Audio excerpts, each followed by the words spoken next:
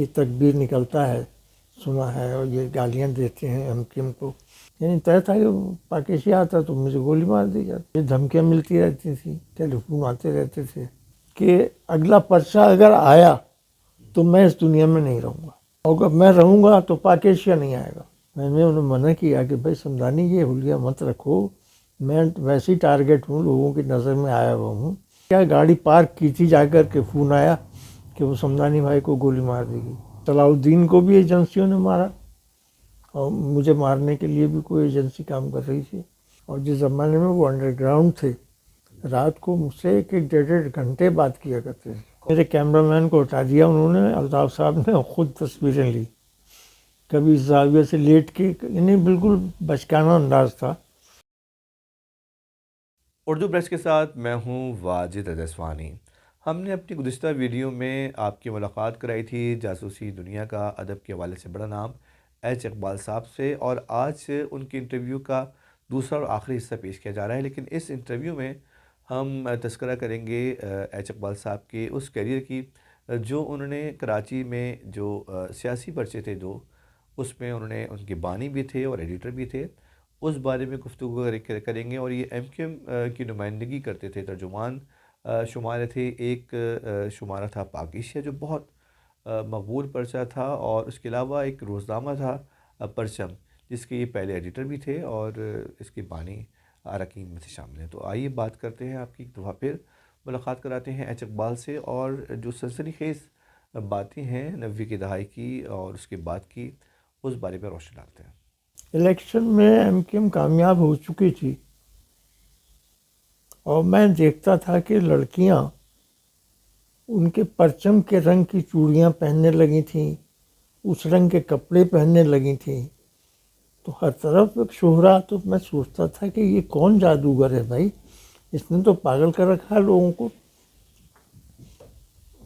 تو اس کو سننا چاہیے اس کی تقریر.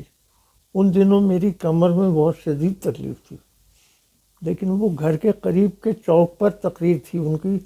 کوئی آدمی نکل گیا تھا، اس کی جگہ کسی دوسرے کو کھڑا کیا گیا تھا، اس کی سپورٹ میں جلسہ تھا. میں نے کہا یہ سنا جائے آج ان کو تقریر. وہاں میں نے دیکھا کہ لڑکیوں کا بڑا احترام، وہ لڑکے جو کارکن تھے وہ بڑے سلیقے سے ان کو ہینڈل کر رہے تھے، اور کیا مجال کہ کوئی بدتمیزی ہو جائے. تو میں متاثر ہوا، اس ماحول سے بھی متاثر ہوا. پھر الطاف صاحب کی اسپیچ آ گئی، سننا پڑی. تو اس میں انہوں نے ایک جملہ کہا کہ ہر شعبے کے لوگ ہمارے ساتھ آ رہے ہیں، لیکن لکھنے والے لوگ ہمارے ساتھ نہیں آئے، کوئی نہیں آیا. تو خیر وہ سن کے میں آ گیا. میں نے کہا یار یہ تو آدمی تو یہ اچھا ہے، اس کے لیے کام کرنا چاہیے کچھ. اب جو صلاحیت ہے اس کو آزمائیں ہم. تو میں ملا اشتیاق اظہر سے. اشتیاق اظہر میرے ہم بڑی سالی کے شوہر کے دوست تھے بچپن کے، تو ان سے واقفیت پرانی بھی تھی. تو میں ان سے ملا. میں نے کہا اشتیاق بھائی یہ کچھ ذہن میں آ رہا ہے میرے کہ ان کے لیے کچھ کیا جائے، مصنف کی حیثیت سے کوئی رسالہ نکالا جائے. یہ تکبیر نکلتا ہے سنا ہے، اور یہ گالیاں دیتے ہیں ایم کیو ایم کو، تو میں ان سے لڑوں گا. کہ بہت اچھل پڑے، کہیں گے میں آج ہی چلو، تم آج ہی ملاتا ہوں. میں ان کے ساتھ 9-0 گیا. تو کمرے میں بیٹھے تھے ہم، بڑے کمرے میں. تو عظیم طارق نکلے باہر، تو ان سے ملاقات ہوئی، بات چیت ہوئی. تو کہیں گے بھائی یہ تو معاملہ ایسا ہے کہ یہ تو فیصلہ پیر صاحب کریں گے. اب زمانے میں پیر صاحب کہلانے لگے تھے. تو پھر ہم انتظار کرتے رہے. کہیں گے وہ بس نہا رہے ہیں، آتے ہوں گے. بہرحال وہ آئے، ان سے تعارف ہوا. اشتیاق بھائی نے میری بڑی تعریف کی، ناول نگار اور یہ اور وہ ہوگا. کہیں گے بھائی ہم یہ اس قسم کے آدمی تو ہیں نہیں، ہم تو عمل کے آدمی ہیں، ہمیں یہ ان باتوں سے کوئی دلچسپی نہیں ہے، یہ تو عظیم بھائی اور ڈاکٹر صاحب جانتے ہیں. ہاں تو یہ ان سے بات کریں آپ، یہ میں نہیں جانتا اس معاملے میں کچھ. تو لفٹ نہیں دی انہوں نے بالکل. ٹھیک ہے چلے گا. پھر میں نے عظیم طارق سے ملاقات کی اور میں نے کہا کہ میں کوئی مالی امداد نہیں لینا چاہتا آپ سے، مجھے ایک ڈھیلا نہیں چاہیے آپ سے، لیکن مجھے آپ کا یا الطاف صاحب کا انٹرویو چاہیے پہلے پرچے میں، تاکہ لوگوں کو میں، کیونکہ فوری طور پہ مجھے سیل نہیں مل سکتی جب تک میں کچھ ظاہر نہ کروں کہ میری اہمیت کیا ہے، تو یہ اہمیت ظاہر ہو جائے کہ میں ایم کیو کو سپورٹ کر رہا ہوں، تب تو میں پرچہ نکالوں گا، ورنہ میں نہیں نکالوں گا۔ کہیں گے اب دیکھیں، فیصلہ کریں گے بعد میں، ابھی فوری طور پر نہیں ہے۔ 2-3 چکر لگائے میں نے، نہیں، اس کے بعد میں نے ذہن سے جھٹک دیا۔ میں نے کہا اشتیاق بھائی، یہ میرے لوگ میرے بس کے نہیں ہیں، ان کے دماغ کچھ دوسرے قسم کے ہیں، میں نہیں کروں گا۔ پھر ایک دن کوئی بالکل رات کو اچانک ان کے عظیم طارق کے سیکریٹری تھے، نام ندیم شاید نام تھا شاید، کہ کل آپ اتنے بجے آ کے عظیم بھائی کا انٹرویو کر لیں۔ میں خوش ہو گیا، میں نے کہا ٹھیک ہے، چلو یہاں سے بات صحیح، الطاف صاحب نہ صحیح۔ تو وہ انٹرویو لیا میں نے اور پرچہ نکال دیا۔ میں نے ان سے بات ہی نہیں کی، اشتہار کی یا کوئی بات نہیں کی میں نے پیسے کی ان سے۔ البتہ خود انہوں نے سیکٹر کی طرف سے 10,000 کا ایک اشتہار دے دیا بیک پیج پر، ایم کیو ایم کا کی پبلسٹی۔ میں نے کہا ٹھیک ہے، یہ خود دے رہے ہیں، میں نے تو نہیں مانگا۔ بہرحال پرچہ نکال دیا۔ جب پہلا پرچہ نکلا تو یہ عباسی میں داخل تھے اس زمانے میں، باقی ایشیا نکلا تھا پہلے، میں ایڈیٹر بھی تھا، مالک بھی تھا، تو وہ میں نے عباسی جا کر ان کو دیا۔ بہت جواب تکبیر دیکھ کے بہت خوش ہوئے۔ کیا تھا پہلے پرچے کے ٹائٹل میں؟ ایک صدام حسین کی تصویر تھی، ایک الطاف صاحب کی تصویر تھی، اور ایک آدھ کوئی چیز تھی۔ ان کے پارٹی کا ایک آدمی مل گیا جو اشتہاروں کا کام کرتا تھا لوگوں کے لیے، کیا نام؟ نجم فاروقی۔ تو میں نے کہا بھائی آپ ہمارے لیے کام کریں اشتہاروں کا، تو وہ منسلک ہو گئے تھے ہم سے۔ تو پھر اشتہارات آنے لگے، پرچہ جیسے جیسے مقبول ہوتا رہا، پھر الطاف صاحب کا بھی اس میں کچھ نہ کچھ آنے لگا۔ انٹرویو نہیں، ویسے ہی آتا تھا، بلکہ میں ان سے کافی قریب ہو گیا تھا، پھر بات چیت ہوتی تھی۔ احمد بلور آیا تھا 90، تو انہوں نے مجھے فون کیا تھا کہ آ کے اس کا انٹرویو کر لیں۔ تو جب میں نے انٹرویو لیا ہے تو میرے کیمرہ مین کو ہٹا دیا انہوں نے، الطاف صاحب نے خود تصویریں لی، کبھی اس زاویے سے لیٹ کے، یعنی بالکل بچکانہ انداز تھا، تصویریں لی انہوں نے، وہ تصویریں بھی ہیں میرے پاس۔ تو اس طرح ان سے بھی قربت ہوتی رہی، اور اشتہارات ان کے ذریعے بھی ملے اور پرچے کی اپنی طاقت سے بھی ملے۔ غالباً تکبیر سے 2-3 ہزار آگے نکل گیا تھا، 38,000 شاید تھا۔ بیچ میں ایک واقعہ یہ ہوا، ایک فون میرے دفتر پہنچا، میں اس وقت دفتر میں نہیں تھا، تو فریدی تھے ہمارے یہاں ایک رپورٹر، تو انہوں نے گھبرا کے کہہ دیا کہ وہ تو اسلام آباد گئے ہوئے ہیں۔ پھر مجھے فون پہ اطلاع دی کہ ایسا ایسا ہوا، اور ہم نے یہ کہہ دیا، میں نے کہا یہ غلط کیا تم نے، ان کا نمبر لیا ہے کوئی؟ کہنے لگے ہاں نمبر لیا ہے۔ میں نے نمبر دو، میں نے کہا یہ تو میں کوئی تنظیم کے کسی کام میں ملوث نہیں، نہ میں ان کا رکن ہوں، تو مجھے اس سے کیا خوف زدہ ہونے کی ضرورت ہے؟ بس یہ کہ الطاف صاحب کو باخبر کر دوں۔ تو انسٹا فون تھا اس زمانے میں، یہ سم کا رواج نہیں تھا، تو میں نے فوراً جا کے پہلے تو بینک سے پیسے نکلوا کے انسٹا فون کا بل پے کیا، 20-22 ہزار کا تھا شاید۔ اس کے بعد میں نے الطاف صاحب کو فون کیا کہ یہ صورتحال ہے اور میں تو جا رہا ہوں ان کے دفتر۔ کہنے لگے بھائی سوچ لیں یہ اس طرح خطرناک ہے۔ میں نے کچھ خطرناک نہیں ہے، کچھ نہیں کر سکتے وہ میرا، میں نے کوئی جرم نہیں کیا ہے، کچھ نہیں کیا ہے۔ آپ کے خلاف جو تکبیر میں رپورٹیں چھپتی ہیں میں اس کو یقینی نہیں کرتا ہوں، بکواس کر رہے ہیں سارے۔ میں نے گاڑی موڑی، آٹو ہی تھی اس زمانے میں، ان کے دفتر پہنچ گیا اور بڑے اتفاق سے ملے، اور تو میں نے کہا فرمائیے حکم؟ کہنے کوئی حکم نہیں، بس چائے پینا ہے، آپ کے آدمی نے کہا تھا آپ اسلام آباد گئے۔ میں نے کہا ہاں، میں رات کو یہ کہہ کر گیا تھا دفتر سے کہ میں اسلام آباد چلا جاؤں گا کل صبح. تو یہ کہہ دیا انہوں نے, میں جا نہیں سکا ہوں. تو میں آ گیا, مجھے اطلاع ملی اب بعد میں, تو میں آ گیا ہوں, حاضر ہوں. بس چائے اور یہ وہ چائے وائے پی, کہ بس آپ سے ملاقات کرنا تھی, اتنا پرچہ خوبصورت آپ نے نکالا ہے ماشاء اللہ, بہت اچھا ہے, یہ ہے وہ ہے. اور کبھی ادھر سے گزریں تو آیا کریں, کبھی میں فون کر لوں گا, کبھی آپ فون کر لیا کریں.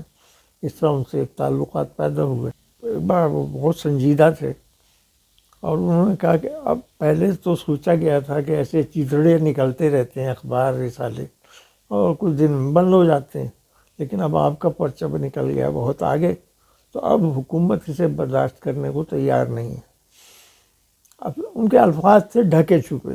میں صاف الفاظ میں کہہ رہا ہوں کہ اگلا پرچہ اگر آیا تو میں اس دنیا میں نہیں رہوں گا. حکم ہو چکا ہے, اور اگر میں رہوں گا تو پاک ایشیا نہیں آئے گا. تو میں نے پریشان ہو گیا, میں نے کیا کروں. الطاف صاحب سے حالانکہ میں نے کوئی سپورٹ نہیں لی کبھی, اس کے باوجود میں چاہتا تھا کہ انہیں باخبر کروں کہ بھائی یہ صورتحال ہے. ان دنوں سن رہا تھا, ایک موبائل نیچے کھڑی رہتی تھی فلیٹ, میں 3 تلوار پہ رہتا تھا اس زمانے میں, کلفٹن میں. تو یہ سننے میں آ رہا تھا کہ موبائل تک ٹریس ہو رہے ہیں. تو میں نے ایک اور جگہ سے فون کیا UAE کے ایک آدمی کو. میں نے کہا بھائی میں وہاں آنا چاہتا ہوں, وہاں سے میں کروں گا فون الطاف صاحب کو. ہاں, تو میں پہنچا دبئی میں. وہ کار لے کے آ گئے تھے, اس کار میں وہ راس الخیمہ لے گئے, مجھے اپنے گھر لے گئے, اور میسج دے دیا گیا کہ ایچ اقبال بات کرنا چاہتا ہے یہاں سے. تو 3 دن گزر گئے, ان کا فون نہیں آیا. تیسرے دن میں نے رؤف صاحب سے کہا کہ رؤف بھائی آج آخری رات ہے میری, اگر آج ان کا فون آ گیا تو ٹھیک ہے, ورنہ میں واپس چلا جاؤں گا کراچی. اس رات فون آ گیا, گویا ان کو اطلاع دے دی گئی تھی کہ ابھی جا رہا ہے واپس. اس دوران میں شاید مجھ پہ نظر رکھی گئی ہو کہ کسی اور پارٹی سے تو نہیں ملا ہوا, کہیں کوئی چکر نہ, شاید میں نے قیاس ہے میرا. بہرحال میں نے کہا کہ یہ صورتحال ہے اور یہ کہا گیا ہے. کہنے لگے بھائی جان بچائیں آپ اپنی, اور کیا کہہ سکتا ہوں میں, زندہ رہیں گے تو دیکھیں گے کہ آئندہ کیا کر سکتے ہیں. بس میں وہاں سے واپس آیا اور سب لپیٹ دیا کام. یہ اور کوئی راستہ نہیں تھا, یعنی طے تھا کہ پاک ایشیا آتا تو مجھے گولی مار دی جاتی. بس ایک مرتبہ ایسا ہوا تھا کہ وہ کچھ گرفتاریاں ہوئی تھیں, اس میں امن کے ایڈیٹر اجمل ریلوی وہ اریسٹ ہو گئے تھے. مجھے فون کیا گیا کہ فوراً روپوش ہو جائے. میں نے کہا بھائی میں کہاں روپوش ہوں گا, میرے پاس کوئی ایسے ٹھکانہ نہیں ہے. جھنجھلا سے گئے, کہیں گے آپ گرفتار ہونا چاہتے ہیں تو ہو جائیں, بند کر دیا. کس نے فون کیا؟ الطاف صاحب نے. گرفتار ہو جاؤ گے, پولیس چھاپے مار رہی. اجمل صاحب گرفتار ہو چکے ہیں, اجمل بھائی گرفتار ہو چکے ہیں, پریس کلب والے دوڑے ہیں تھانے کی طرف. تو اس سے پہلے کہ تم تک پہنچیں گے نکلو یہاں سے جہاں بھی ہو.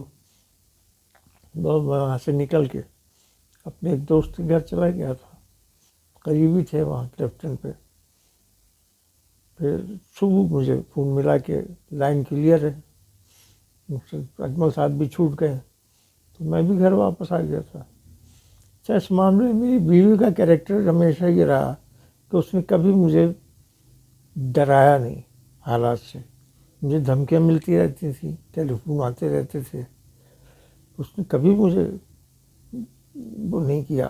نامعلوم دھمکیاں آتی تھیں, پاک ایشیا کے زمانے میں بھی, پرچم کے زمانے میں بھی جان سے مارنے کی دھمکیاں ہوتی تھیں, پرچم بند کرو.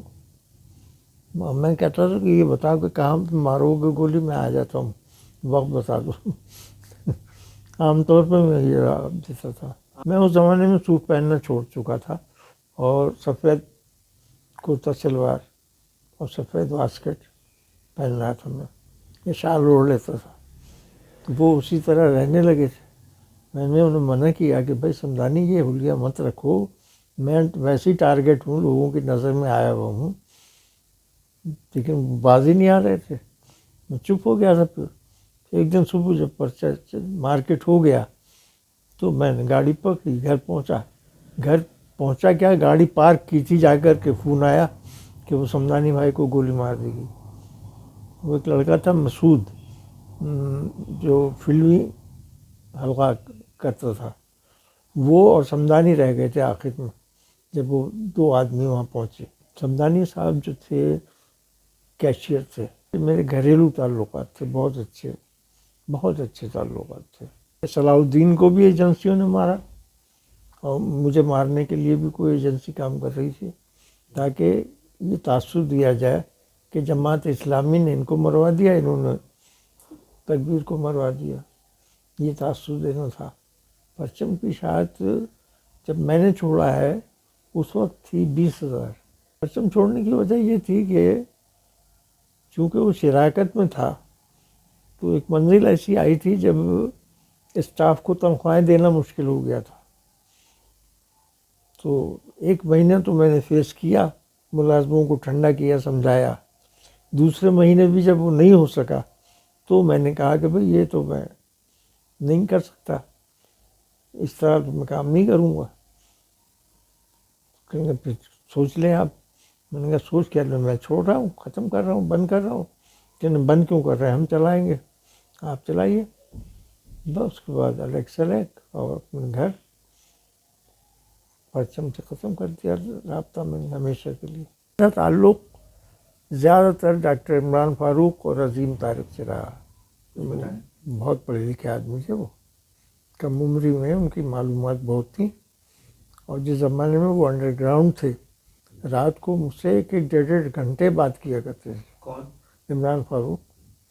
جب لندن نہیں گئے تھے اس سے پہلے وہ باتیں کیا کرتے تھے. مجھے تو ادبی آدمی لگے وہ. مجھے بھی پڑھا تھا انہوں نے, میرے ناول پڑھے تھے, عظیم طارق نے بھی پڑھے تھے. احمد سلیم آئے 2 بار مجھ سے مل چکے ہیں. تو میں نے صاف صاف کہا کہ بھائی پبلک گیدرنگ میں آپ نے 2 بار مجھے بلایا, میں نہیں آیا, اور آئندہ بھی ایسا نہ کیجیے, میں نہیں آ سکتا. یہ جو چھوٹی موٹی شعری نشست آپ کرتے ہیں اس میں آپ بلا لیں مجھے, میں آ جاؤں گا نہیں بلکہ آپ مجھے خود لے جائیں اور مجھے پہنچائیں. میرے پاس کنوینس نہیں ہے. بعض لوگوں کا خیال ہے کہ یہ جھک جائیں گے الطاف حسین کی طرف, اور میرا خیال ہے کہ نہیں جھکیں گے. کون؟ پنجاب.